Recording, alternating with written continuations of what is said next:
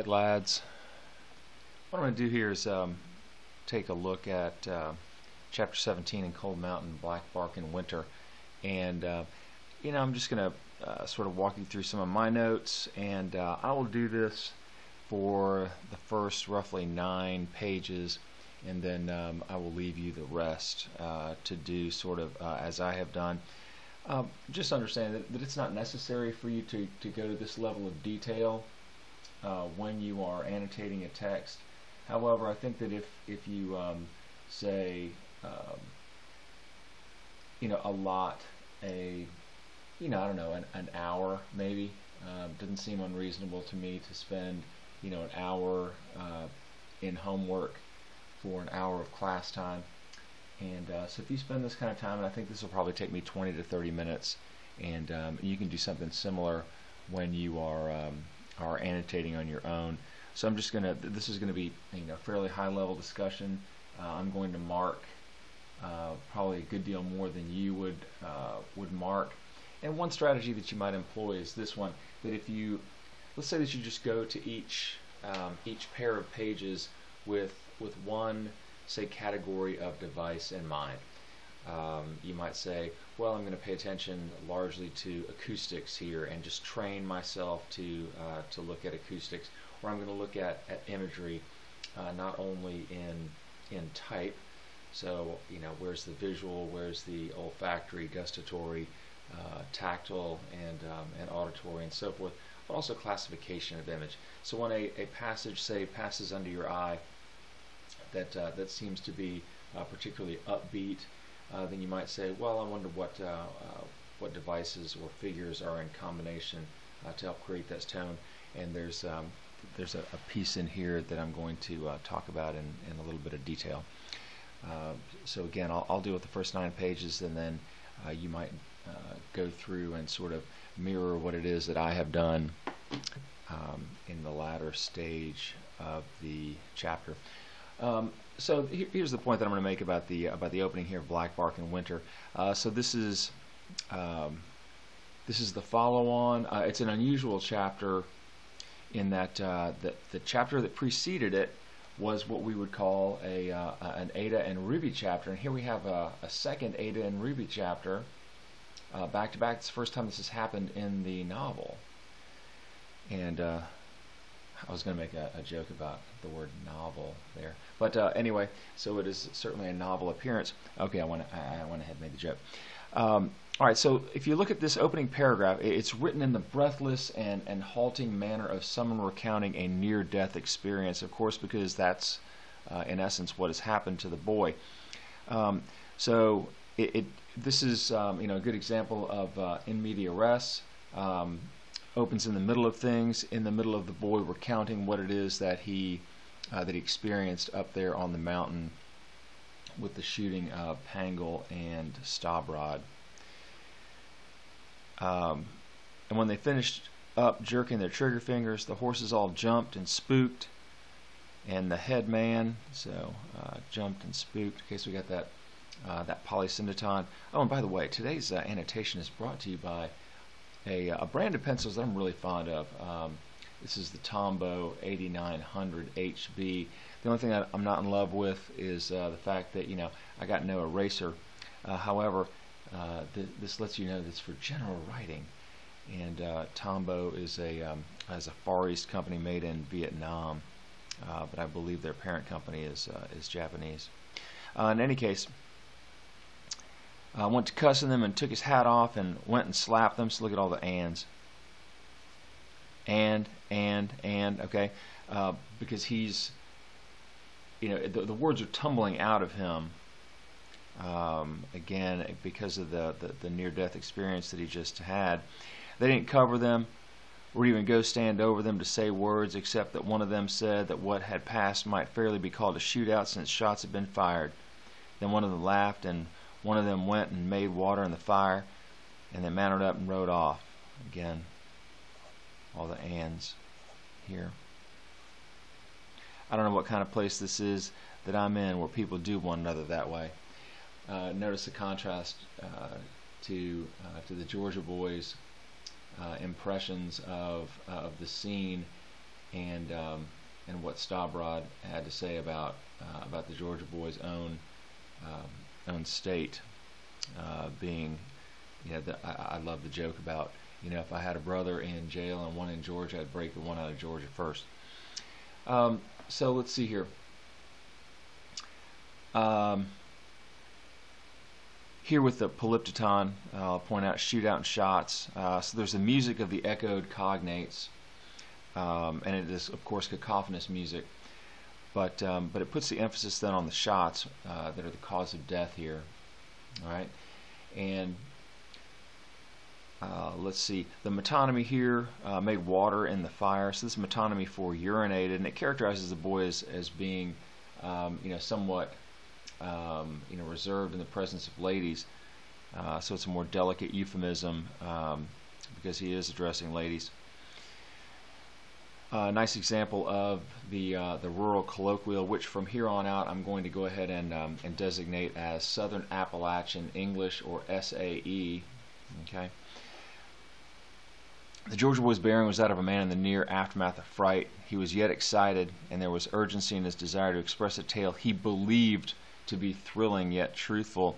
So this is the first evidence of the boy's tendency to embellish, to engage in hyperbole here.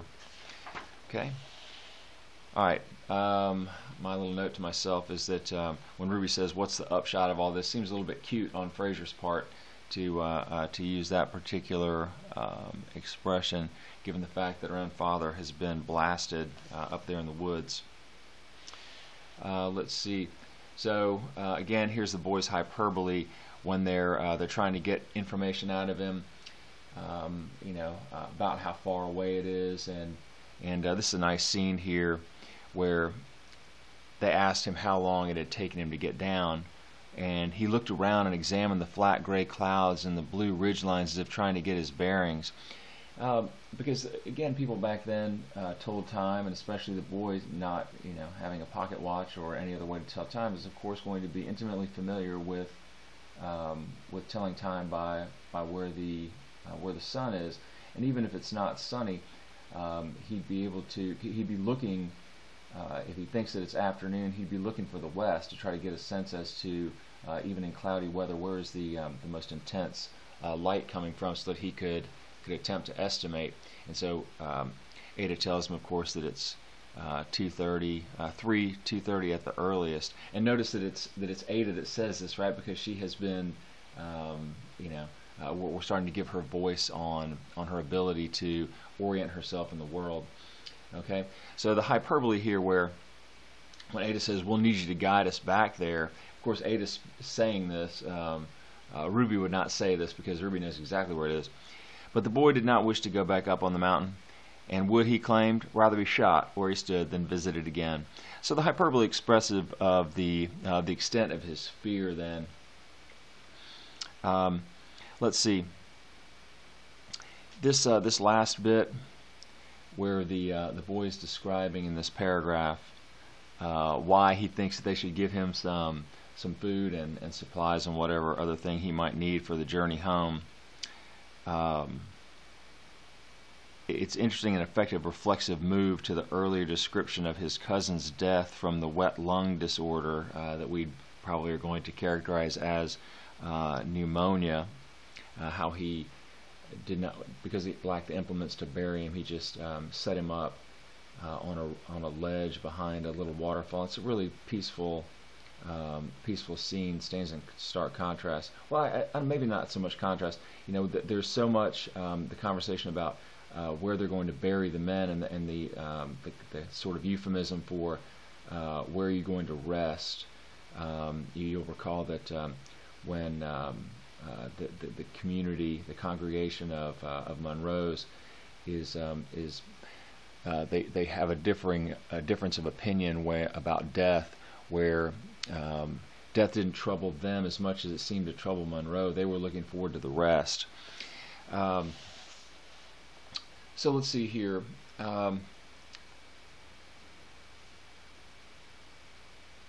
He said he walked away and then looked back, and the sun was shining through the mist of the waterfall and striking rainbows out of it. Again, this is so no. So we've got that ellipses there. He had no intention of setting foot back on the mountain, so this is a good example of synecdoche.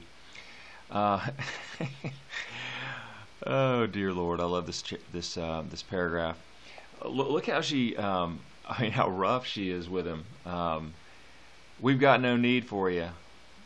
Not lack much of making it in 5 hours, walking every step of the way, despite the fact that he said it took him 6 or 7 hours of running and walking. You know, we'll feed you though. It's not like we've not been feeding every other stray that wanders through. So this, in my opinion, characterizes Ruby as a singular woman. It's near humorous that she all but insults him 3 separate times, and yet we're to understand that this is how she deals with her shock and grief, and pretty much how she deals with everybody, which is to say in a relatively curt tone, where she's not schooled in social niceties, nor if she had been do we think that she would probably use them.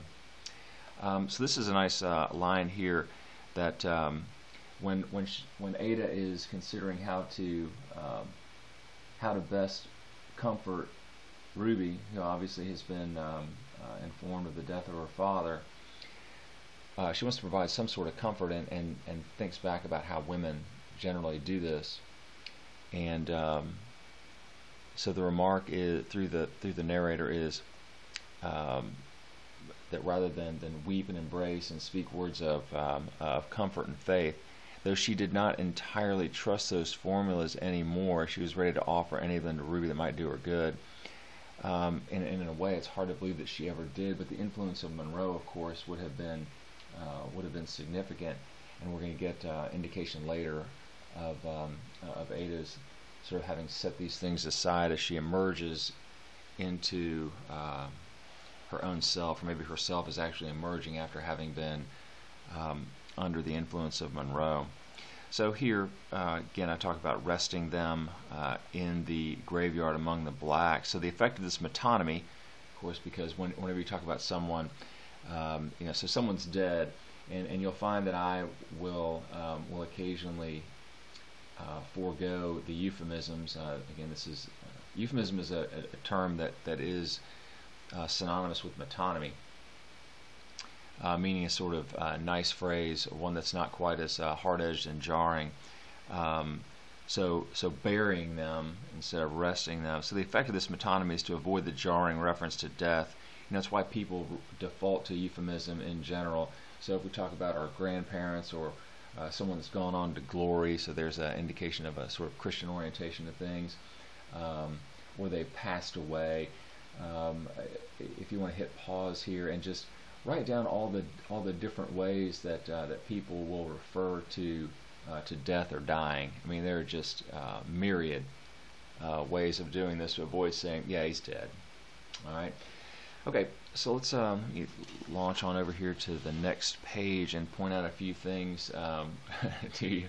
So they're going to feed the Georgia boy, and there's Ada, who's been places herself in the role of host, and she's going to feed him, and so she's going to give him some cornbread and apples and the lima beans. I don't know if you all like lima beans. I absolutely love them, but the beans have cooked down into mush and have sort of stiffened up in the pan, and so she cuts them because it reminds her of pate. This we sort of have these periodic references to her old life. I don't know if you know what pate is. It's sort of goose liver that has been sort of mashed up, and it's I've only had it once in my life, and it was I hate liver with the intensity of 1,000 suns. And one time I'll tell you a story about my father forced me to eat beef liver, and he paid for it there at the table. But I had it once when I was in France, and I figured, okay, here I am in the French town of Beaune, as it turns out, and I ate some, and it was actually pretty good. But I don't think that's something I would ever really order off a menu. All right, so here it is. He's looking at the food on the plate, and Ada says, "That's beans." All right, so it should be "those are beans." Yes, I mean this is the vernacular that she would normally use. I mean back in her Charleston days, but she's beginning to adopt the rural vernacular, the Southern Appalachian English, of everyone around her, particularly Ruby, who has now come to influence Ada's speech. This parenthetically is, Ada seems to be influenced by others around her, although I think that going forward she will begin to emerge as a more self-directed human being. So the boy says, "We don't eat them that way at all. Where I'm from," he said. So again, the business about him, the beans being more evidence of the kind of place he's in. That echoes what it was that Inman said about in the second chapter that involves him, where he has taken a piss, and the blue azure butterflies have alighted on it and begun to drink. Let's see here. So let's take a look, perhaps at the end of this page. So she is trying to she's talking out a map to the boy. This is a nice example of synesthesia. She's talking out a map, described all the landmarks he would need to make his way up Cold Spring Knob, then to Double Spring Gap, and on to Bear Pen Gap. So that's that long elliptical sentence, which I don't expect that you would come up with this, but it seems odd to me that she's telling him the names of these places.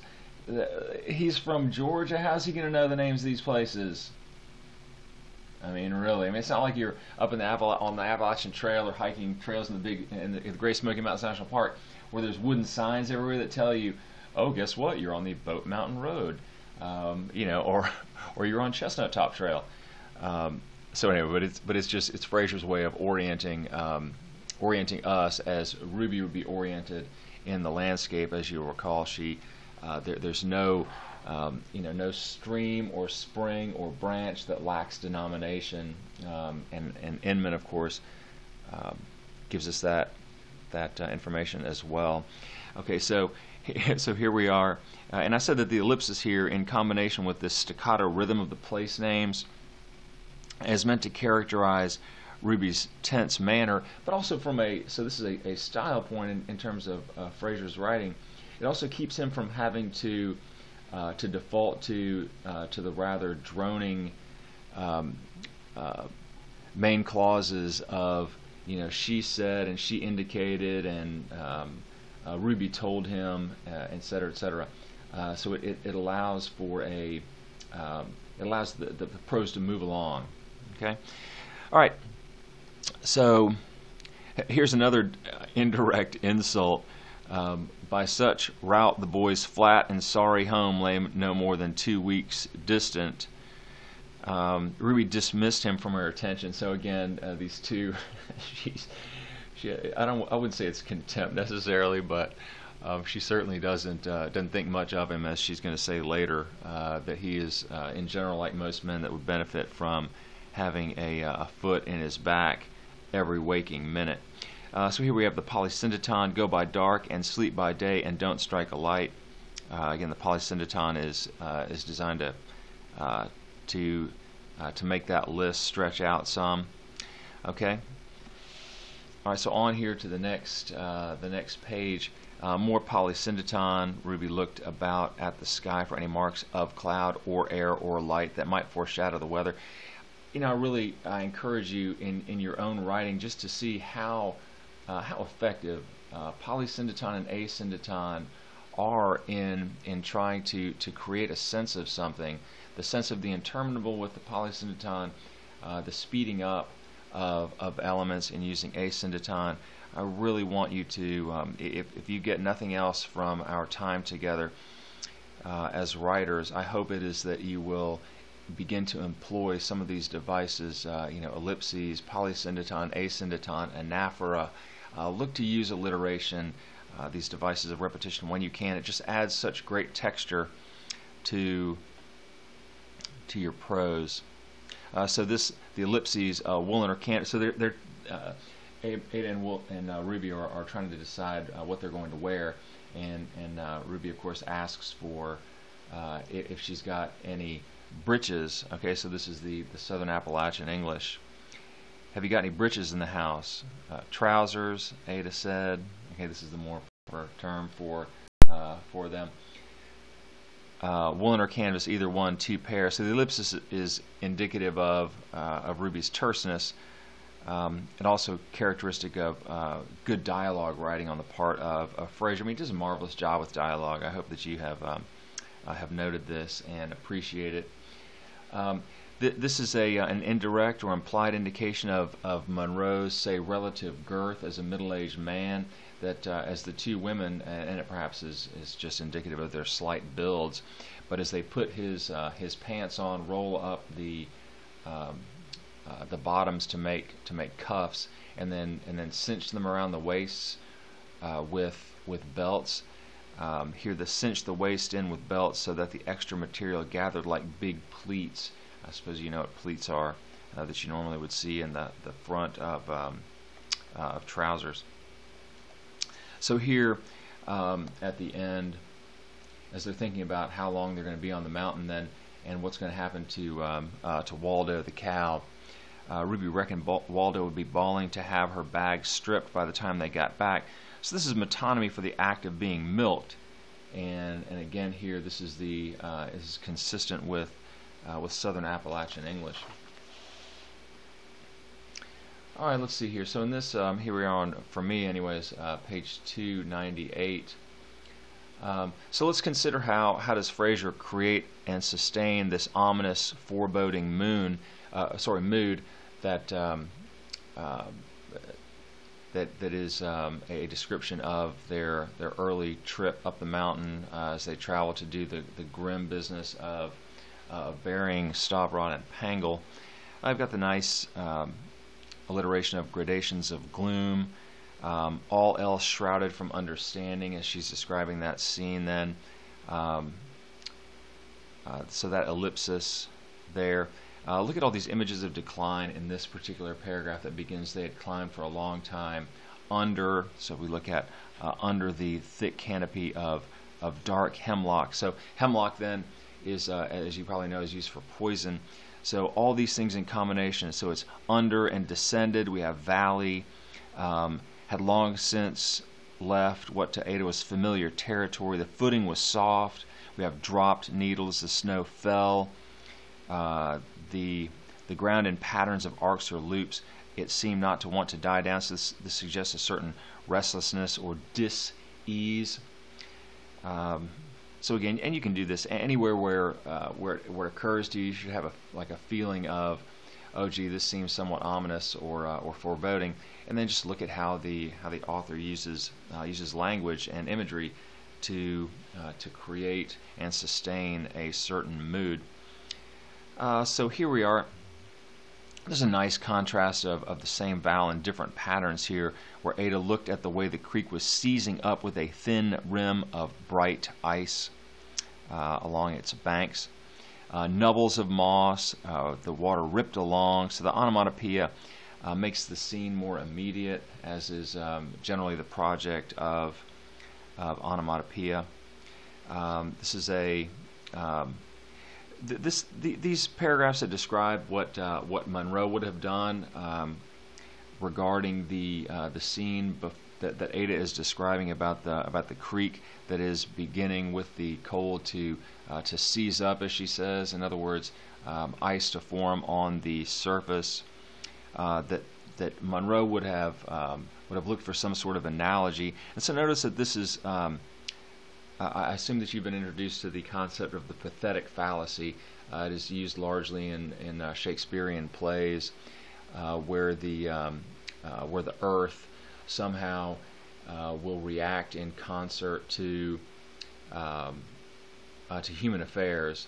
So if Caesar, say, claims that Julius Caesar claims that that there was an earthquake when he was born, or that the skies ran blood red the day that Caesar was murdered, or what have you.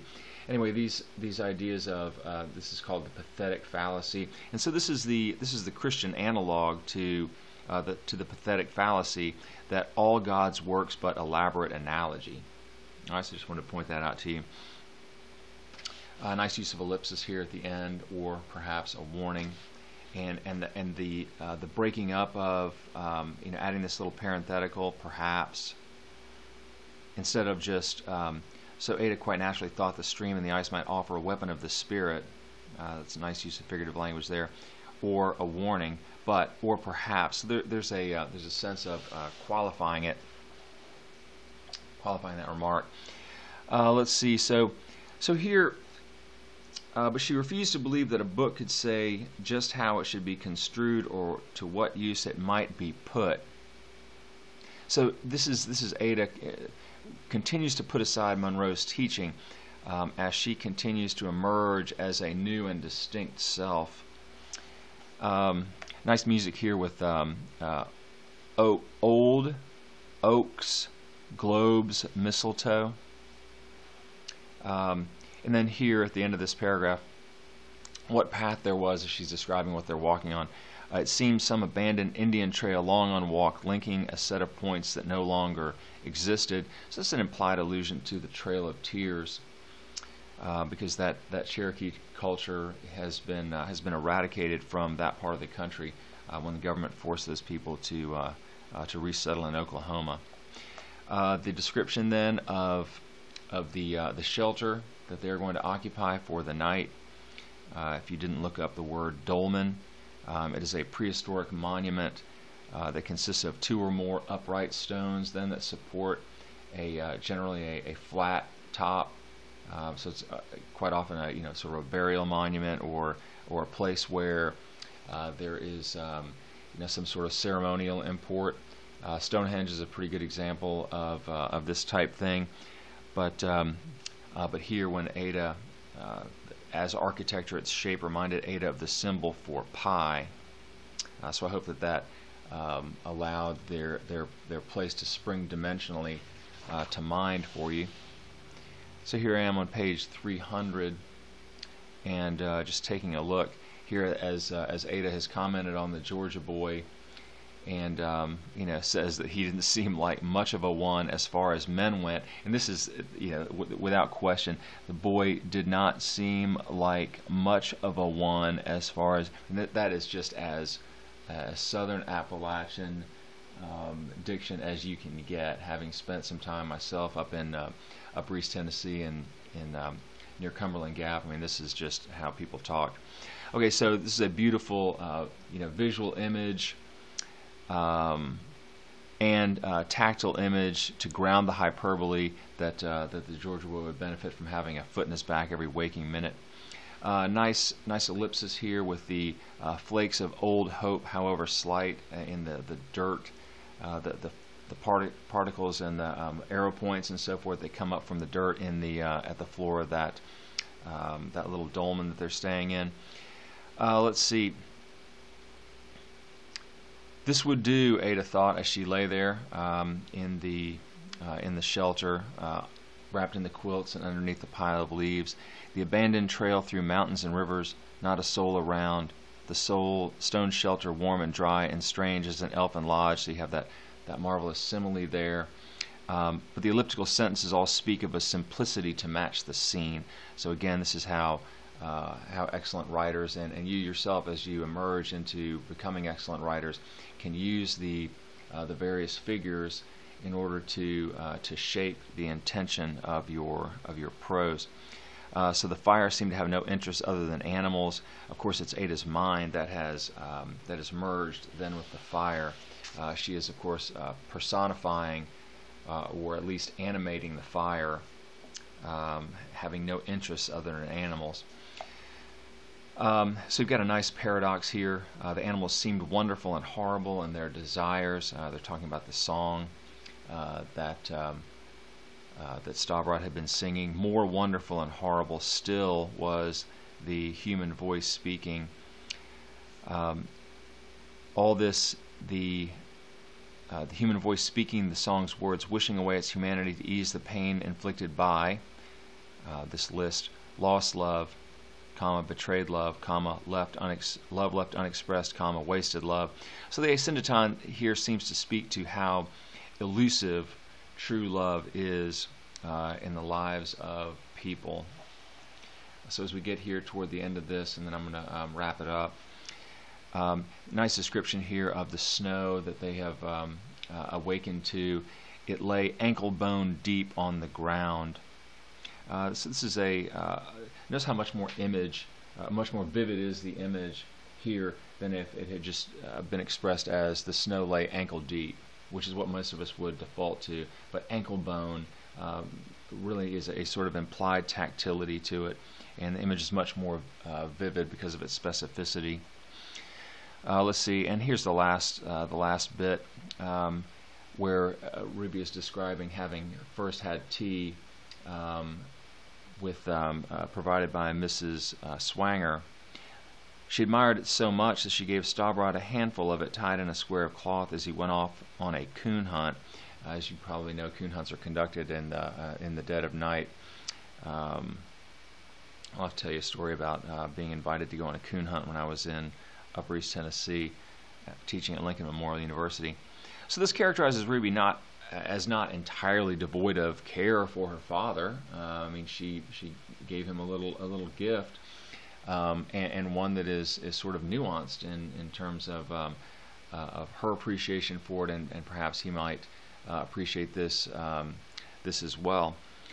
Let's see. So Ruby came to find out he had cooked it up, as in the ground up tea leaves, with a strip of fat back and eaten it like cresses. So in case you don't know, cresses refers to a fast-growing edible herb that is often referred to as garden cresses to differentiate it from non-edible cultivars that you'd find out in the woods.